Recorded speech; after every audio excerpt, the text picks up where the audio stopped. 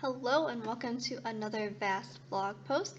Today's topic is the top considerations for choosing between charter schools and other public schools.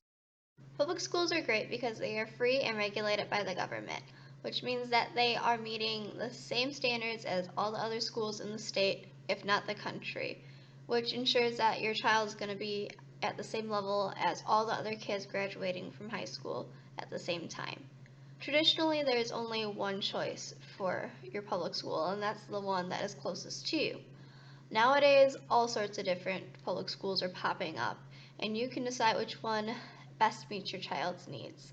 There are traditional public schools, charter schools, magnet schools, and virtual versions as well. Traditional public school is built around a one-size-fits-all mentality. They typically go with the generic way of teaching, which is a very teacher-centric approach, where the teacher stands in front of the room and lectures the students, and they're expected to listen and then regurgitate the answers later on their homework, quizzes, and tests. They likely sit in one-size-fits-all desks and tables and chairs, and they have a discipline system that hopefully reaches the majority of the kids. A lot of public schools are trying to break that mold and are trying to incorporate more flexible seating options and make their teaching more student-centered. And that's really awesome, but it's really hard to do because a lot of people don't want to change, whether it's the teachers, the administrators, or the public. They might not like the idea of things changing at the schools. So it's really hard to please everybody, but that's what the school's job is to do, is to meet everybody's needs all at once. And it's kind of impossible to do. And that is why we have some other options if public school isn't exactly meeting your students' needs, because one size fits all is not going to fit everybody. We like to think that it does, but it's just going to leave some people behind and leave others with not enough to keep them occupied and learning. That's where these other public school options come in. Schools are public schools that have a specific theme.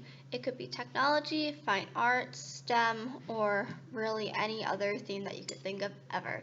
And that helps establish a sense of community in the school because you're all there because you want to learn about the specific thing. And it makes the learning a little bit more personalized for the students because it's something they want to learn about. And of course, that's engaging. If they want to learn about that specific topic, they're going to actually pay attention and they're going to be getting it a little bit more.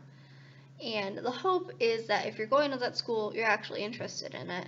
If not, then you're going to kind of bring the morale down for the whole school if you're there and you're not actually interested in that particular topic. They don't have to please everybody at magnet schools because they're just trying to target that specific audience. If you don't like it, don't go there. Go to your traditional public school or find a different school that fits your needs.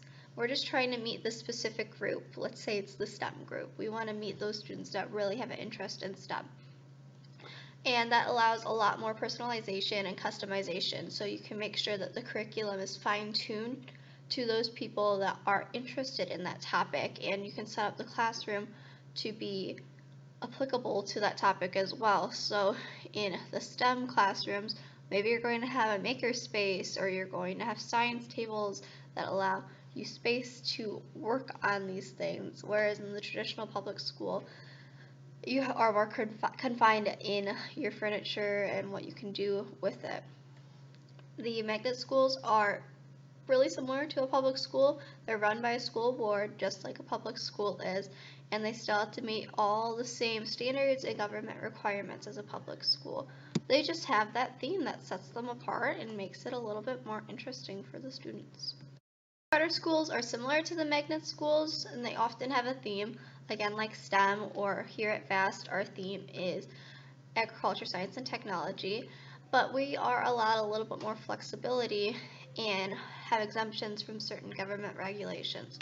We still have to meet all the same standards, but for example, here at VAST, we are exempt from starting school at September 1st. We have to start it after September 1st. We're starting school August 29th, so we have that exemption.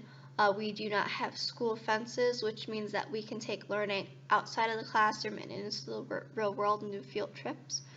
We are also exempt from having separate lunch periods from the students so the teachers can eat with the students.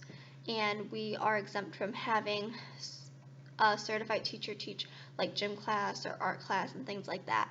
The classroom teacher is allowed to teach those things. It doesn't have to be from a certified teacher. So CESA exemptions aren't that scary or that different. It just gives us a little bit more flexibility to make the learning what we would like it to be. Another difference is that charter schools are run by their own governance board instead of by a school board.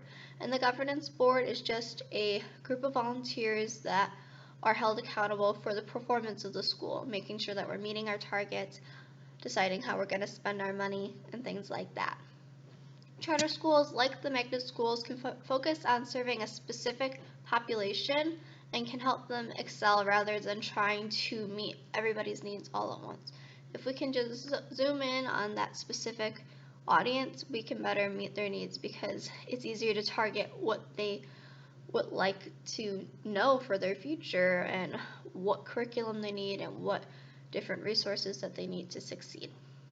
To consider when deciding if you're going to stick with the traditional public school or if you're going to try out a magnet or charter school instead is what is available in your area. You might just have that one traditional public school option due to your location. There are still virtual options that you could explore, and if you're willing to drive, I'm sure that you could find a charter or magnet school nearby that you could go to. Some people are really blessed to have a bunch of different options in their area. It's going to be tricky to find a specific charter or magnet school that fits your students' needs unless you live in a really big populated area, like maybe you live in Milwaukee and there's going to be all sorts of different charter schools to meet different populations. But if you live in Sharon like we do, we only have 200 students in our school. So it doesn't make sense to have 5 different school options for them to choose between due to our small number. But if you are lucky enough to have that choice, you should be able to explore the options and find one that best fits your needs and your students' needs. Another consideration to think about is what is your child interested in? If you have all these options, find one that's going to engage them and make them excited to learn. It's also important to consider what aligns with your mindset of what teaching and learning should look like, what discipline system you're interested in, the involvement. Just find one that aligns with what your family needs. Thank you for tuning in to another VAST blog post.